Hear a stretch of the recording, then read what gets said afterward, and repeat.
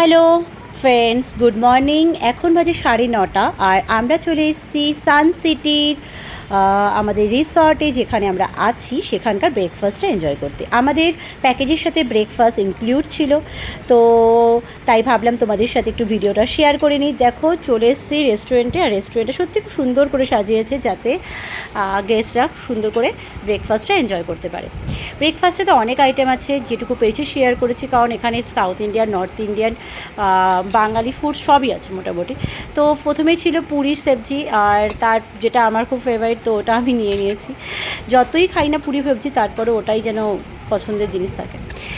তারপর একটা ডাল পকোড়া ছিল, ওটা কি পকোড়া এক্স্যাক্ট বলতে পারছি না। তো এরপর ছিল হচ্ছে উপমা, তারপর ছিল ইডলি, এরকম ভ্যারাইটি ছিল, যার যেটা পছন্দ সে সেটা খাচ্ছে, তো আমার খুব একটা ভালো লাগেনি। দেন হচ্ছে কফি, যেটা আমি ঘর রুম থেকে অলরেডি করে এসেছিলাম বলে আমি আর কফি খাইনি। আর আমার একটা ফেভারিট ছিল, ওটা হচ্ছে ডিমের ভুজিয়া। তো ডিমের ভুজিয়া তো মানে আমার বাড়িতে খাই, কিন্তু আমি কোনো রিসর্টে এর আগে খাইনি, এবার ফার্স্ট টাইম ডিমের ভুজিয়াটা খেলাম। আর বয়েলড এগ তো থাকেই, মানে ওটা তো একদম কম্পালসারি থাকে। আর লাস্ট ছিল সেমই, যেটা এতটা টেস্টি ছিল কি বলবো, আমি খুব মানে সুইট পছন্দ করি, তো আমার জন্য এই আইটেমটাও রিসর্টে নতুন লাগলো। সব মিলিয়ে ব্রেকফাস্টটা এনজয় করছি, তোমরাও ভিডিওটা এনজয় করো। চলো।